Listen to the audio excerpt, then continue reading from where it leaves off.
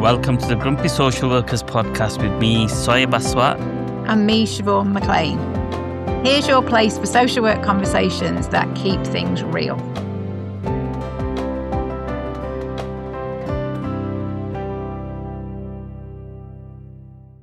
So perhaps we should explain the title of the podcast first, Soyeb. What do you think? Yeah, I think so, Siobhan.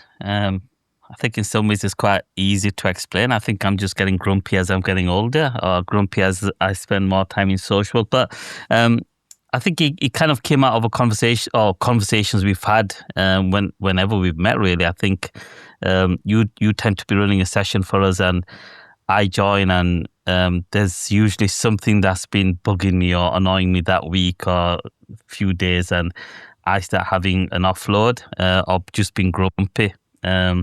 And I think that's where the discussion happened here in terms of maybe we need to kind of set some kind of venting space to be grumpy naturally. I think the grumpiness probably comes more from the passion for social work and the passion for certain topics or things that we're dealing with in the current climate.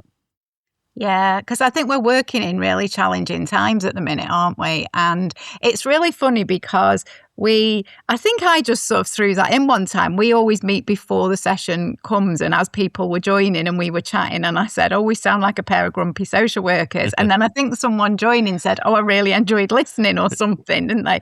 And we that's where the idea came from. But then a couple of people over the last couple of weeks, I've been saying to them, I'm going to be doing this podcast with Soyeb, and we're calling it Grumpy Social Workers. And at least 3 of them have said, that's me. I'm a grumpy social worker. So I kind of think there must be quite a few of us out there that are feeling a bit grumpy at the moment.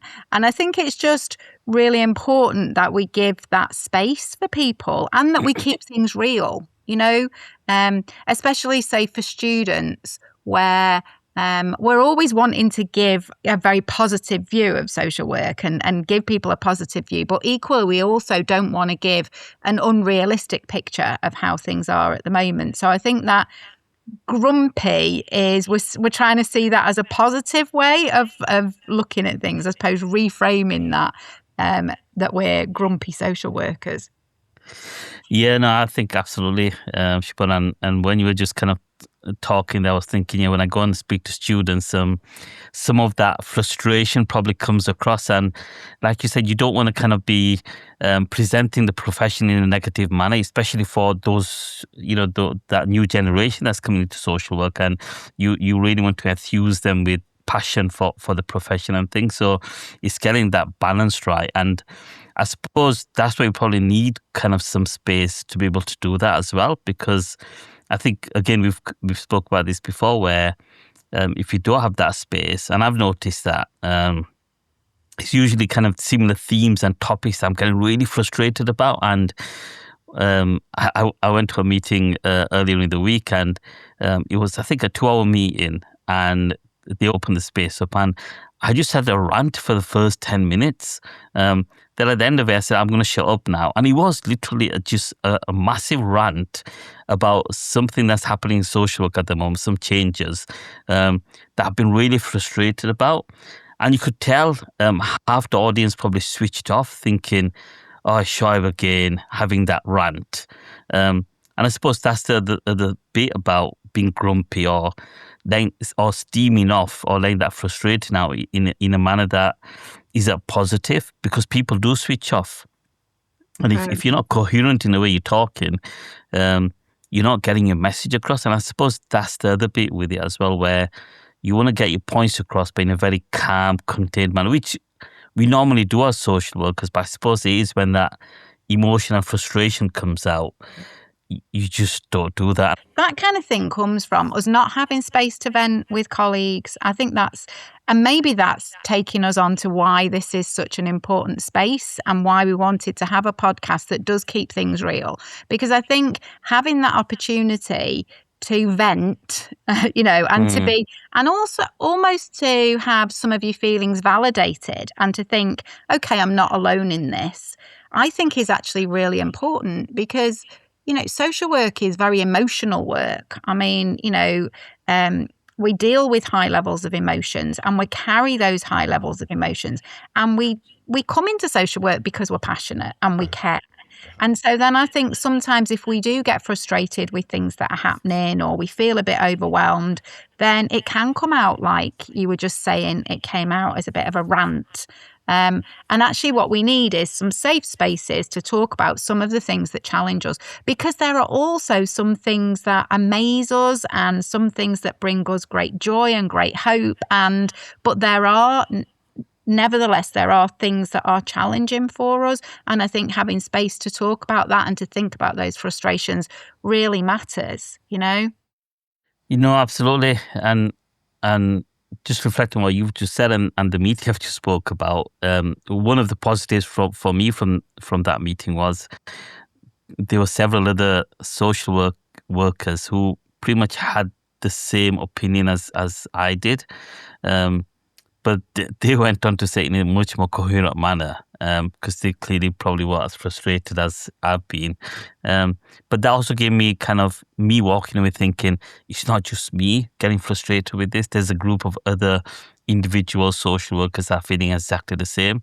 And I suppose some of that is about the virtual way of working and isolation and all that stuff that hopefully we'll kind of touch base on in another session as well. But I think it also makes you then question yourself as well, because I think that's the other thing where I have kind of been in spaces and venues where other social workers, and I've had several conversations recently with social workers that have either thought about moving jobs because they're getting frustrated in the current roles, and also thinking about whether they want to be social workers.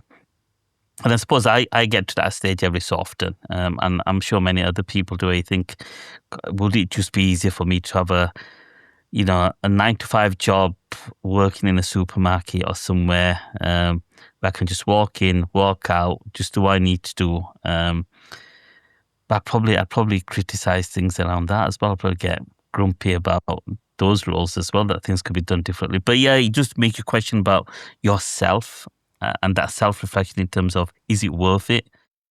I've been a social worker for 36 years, so it's not, I'm not new to this. And I do think there have been lots of times over the years where I've heard that. I mean, I can remember being a student social worker and listening to a social worker who'd been there for years where I was on placement, and she said, I want to go and work in a supermarket. And ever since then, I've heard it. I don't know why, it seems to be the social workers get out thing. I want to go work in a supermarket, or I want to go and open a little tea shop. And I've heard that one as well, but they're the two main kind of get outs. But I'm not actually sure that we really would like that if we did go there, because we wouldn't be. It's all of those things about being the difference that really matter for us as social workers. And we wouldn't get some of those things working in a supermarket. So I can see where that comes from. I can see it comes from frustrations. But I've also heard, students who've said to me recently that when they're in the teams, and often, as you touched on earlier, we're working much more remotely now, and we don't have so much time to spend with one another and chat to one another. And I know we're hoping to do an episode on that because it's such a bit of a bugbear for you and I, so we'll look at that. But when students say that they are around more experienced workers, quite a few of them have said to me that they're told things like, oh, I don't know why you want to be a social worker. I wouldn't do it if I had my time over again. And I think, we really are putting off this next generation. And actually, I think you would do it if you had your time over again. I think it's just one of those days where you want to say that. And, like you say, we all have those times. I mean, I often talk about newly qualified workers having a bit of a dip. I talk about the 6-month dip. So 6 months in, they have a bit of a dip in motivation, a dip in passion. I don't know what kind of dip it is, but it just happens. I've noticed it when I work with newly qualified workers. And it's funny because I was with somebody recently who also works a lot with newly qualified workers. And she totally independently talked about the 7-month wobble. And I was like, really? Oh, I talk about the 6-month dip, and she had the 7-month wobble. And I was thinking there's obviously something there. But we need to learn how to navigate those things because we're always going to experience that. You know, a few years ago, I remember having a really significant dip in motivation and my kind of love for the profession, you know, and maybe I fell out of love with it for a little while. I don't know. But I think if you learn to work on it and you have the space, that can really help. And the other thing that I do think is happening at the minute is there seems to be a lot of a kind of toxic positivity coming from managers. So managers saying, oh, let's just keep it all positive. Let's not, you know. And so we don't have the chance to talk about those difficult things then. And that means we're losing those spaces to be able to. And maybe that's why, Soyeb, when that meeting opened up and it gave you an opportunity, maybe that's why it all kind of came out at once. Because you didn't have those opportunities in other spaces, maybe. Yeah, potentially. I know I've sent a lot of emails around that. So again, it's kind of not having space to verbalize that because, again, a lot of the communication that happens nowadays is via emails and things. So absolutely, maybe that was one of the reasons why, that opportunity came for me to verbalize that. And I just did it in 10 minutes and managed not to swear in the process, probably. I hear that a lot as well, Siobhan, in terms of when social workers talk about a career change or when they talk about it'd be so much better, easier, just to work in a supermarket or, like you said, open up a cafe or something. And I suppose that links back to social work, doesn't it? Because those professions, you're interacting with individuals all the time. So we don't talk about becoming a mechanic or a plasterer. We talk about a profession where you're going to be around other people. And I've worked in supermarkets and I used to love it because you get individuals coming in, you get to know them, you get to know their problems and issues. And when they'd come in, you'd ask them about, how's that gone? And I suppose if we'd still be using those social skills and we'd probably still be getting frustrated because we'd be hearing about individuals, things going on in the community that we can't change or we can't influence, and getting frustrated with that. So maybe we're not actually thinking about changing profession at all. Maybe we just don't want that responsibility of the accountability of having a case that I do that on a more freelance basis, I suppose. And maybe that's the other reason we get so frustrated because there is so much bureaucracy, isn't there? And when you speak about managers saying, we need to be positive, I think I hear that a lot in terms of social workers saying they want to have more time engaging with those that they support or engaging in reflective spaces and things, but they just don't have time because there's so much paperwork to do, so much admin to do. And maybe that's actually the problem. We're getting frustrated because we don't have that quality time with those that we work with. It'd be the most difficult case where all the staff or anybody else involved with that young person would be saying, we can't engage them. And as soon as, I'd be shadowing him, we'd go and see a young person and they'd come running out. They'd be so happy to see this social worker. And he just had a quality that he'd be able to build a rapport relationship with young people. And when he'd get across, whether it's about education or something else, they'd engage with him, be willing to try it. But his paperwork was shocking. His reviews were out of date, his care plans were out of date, his risk assessments were out of date. I remember he went off sick at one point and then the practice educator supported me and he looked at the cases and he said, everything's out of date. I said, it is, but some young people engage with him. He gets so much more outcomes than anybody else in the team. And that just makes me reflect back on that first thing. Our jobs is becoming more and more paperwork instead of actually face-to-face contact. Yeah, absolutely. I suppose that's a really interesting thing about what we get grumpy with as social workers. We don't get grumpy with the people that we support. We get grumpy with the paperwork, with the processes, with the systems, with the referrals, with the criteria. I was talking about toxic positivity and managers saying, let's keep it all positive, let's keep it all positive. Maybe that's just a way of saying, stop challenging the systems. we've got to get a balance as well, haven't we? Because we do also need to be able to do the Yeah. recording. And, I know I've heard some social workers say to me, I'm great at the job, but I'm not so good at the recording. And I think, well, actually, the recording is part of the job. So, there's an element of that, isn't there, of getting the real balance. But I don't know anybody who's come into social work in order to sit at a computer typing up. That's not why we come into social work. And yet, if we think about how much time we spend across a week, often there are times where we're spending a lot of time typing up or, and kind of processing things or managing systems rather than actually engaging with people. Yeah. I'm just kind of thinking back on what you said earlier in terms of kind of that 6-month or 7-month dip that NQSWs have. I've had supervision recently with somebody who's newly qualified, and we were having that very conversation because they were saying to me how much they love engaging with the people that they support and work with, but they're really behind with the admin. And I suppose when you get to about 6-7 months, your caseload is building up. You're still wanting to do a lot of face-to-face engagement and that kind of direct contact. But then the more cases you have means more paperwork. And I wonder if that balance hits at that stage where your caseload has increased at 6-7 months, but your paperwork has increased as well. And at that stage, you're trying to work out which is the priority.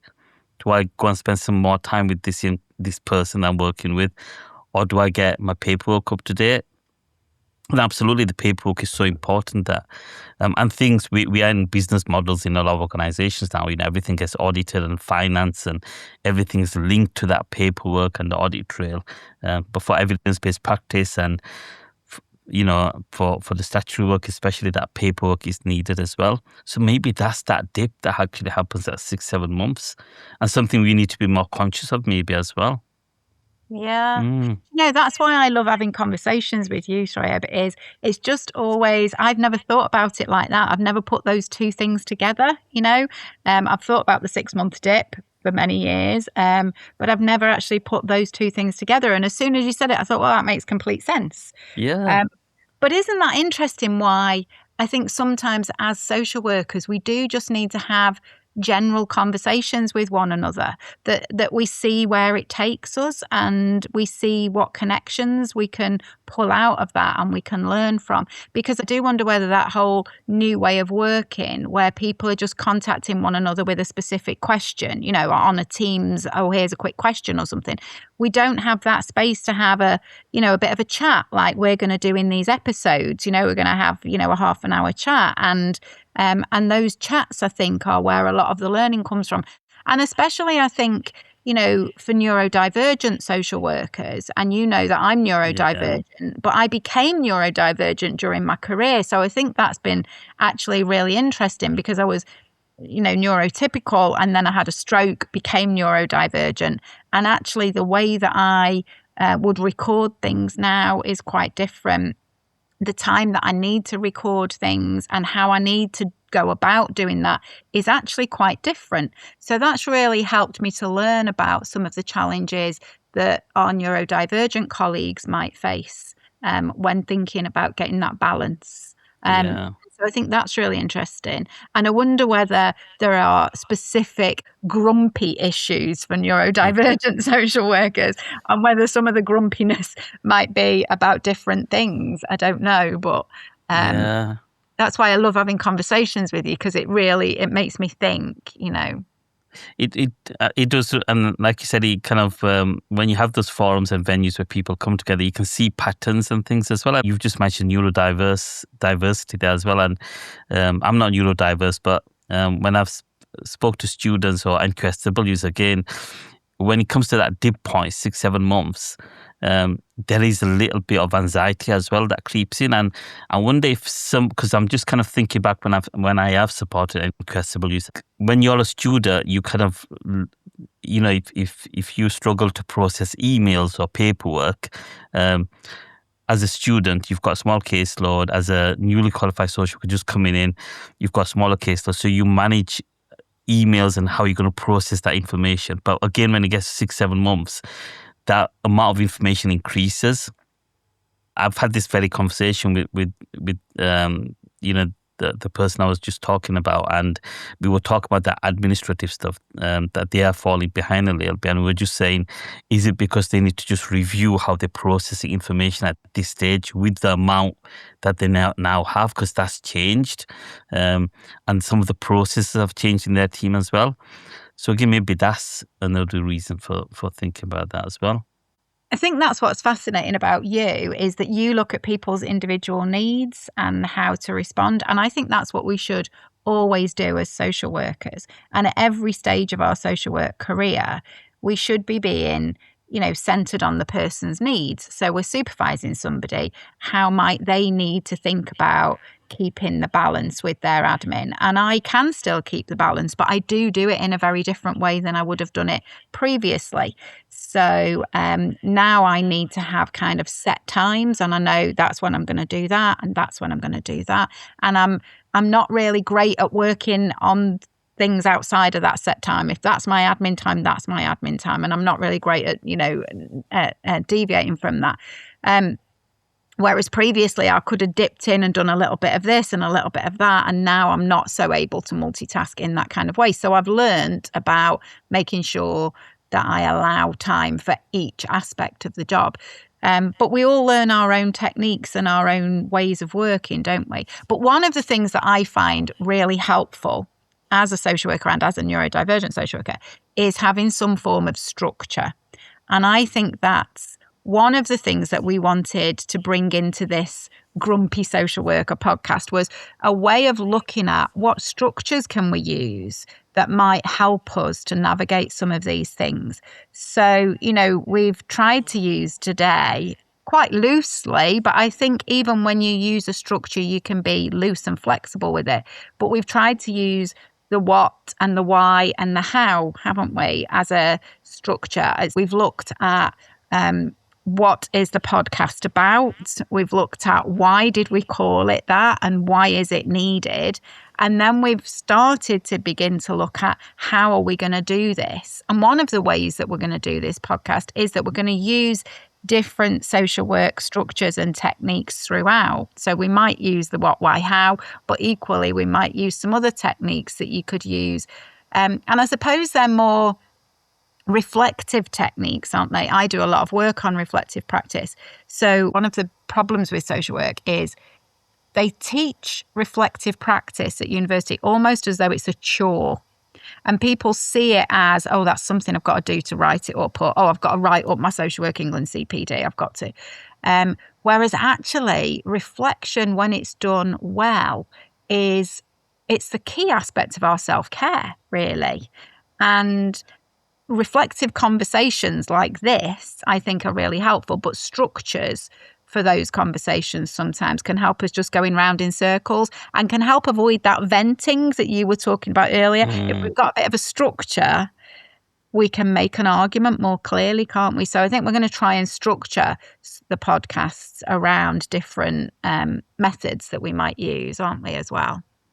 In terms of reflection, very true. I think when you're a student and an NQSW, there's a framework that's built in around reflection and the need for reflection. And it's almost like you're made to reflect. And it becomes so rigid, doesn't it? It doesn't tend to happen naturally unless you've got a really good practice educator or assessor or supervisor in that period where that reflection happens quite naturally. And again, because of the way we work, because I know when I thinking back when I was a student and newly qualified, I spent a lot of time going out with other staff members. So I was sat in a car with them.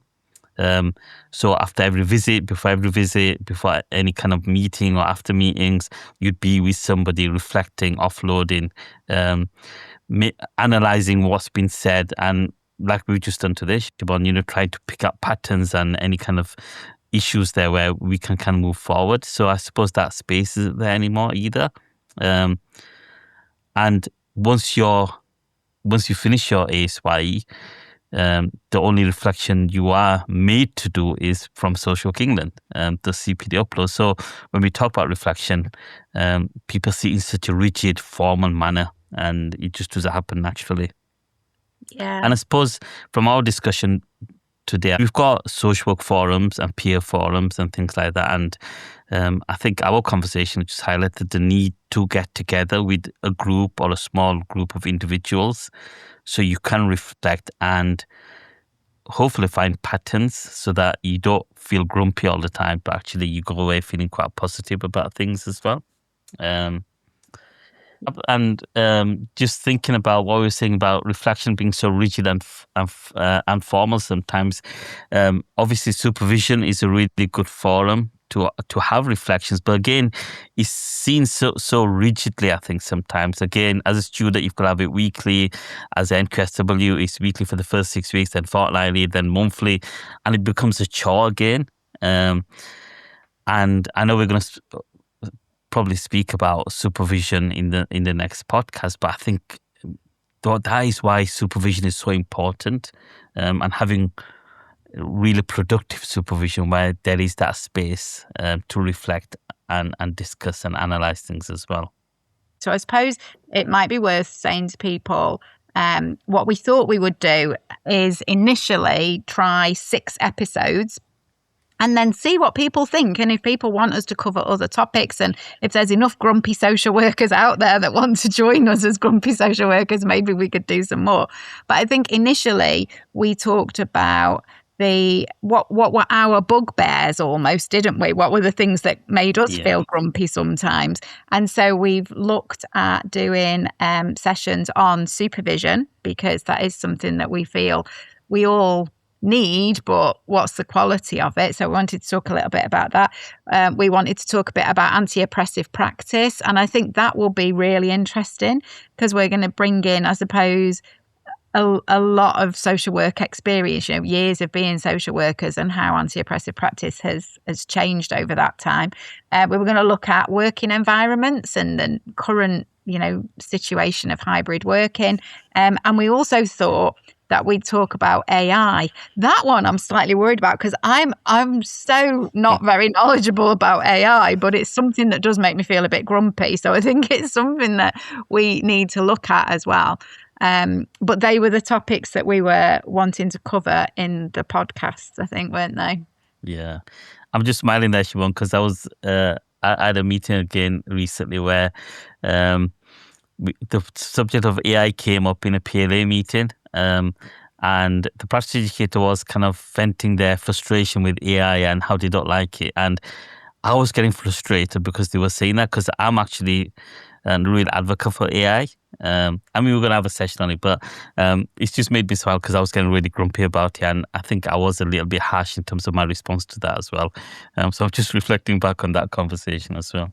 So we hope that you've enjoyed listening today, and maybe you've joined in with our Grumpy Social Workers podcast. Sometimes when I'm listening to things, I actually start joining in, and that might give people even a space as well to vent.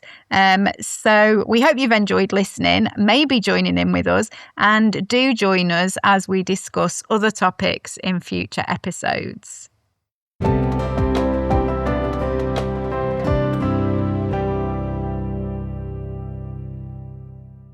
So huge thanks to everyone for listening to the Grumpy Social Workers podcast. Hope you've got out of it as much as I have. And I'm hoping we're hoping it's not left you more grumpier than when you first started listening to it as well. And I always like to end things with concluding reflections. And I like to use different techniques for the concluding reflections, but my particular favourite is what, why, how, because that's such a good framework for social work. So we're going to leave you with these questions to think about. What will you take away from listening to us today? Why is that your takeaway? And how might you use that takeaway in your practice or your studies? We hope you've enjoyed sharing this reflective space with us today. We are the Grumpy Social Workers, Siobhan McLean and Soyeb Aswat. Listen out for more episodes in the future, and don't forget to let us know what you're feeling grumpy about.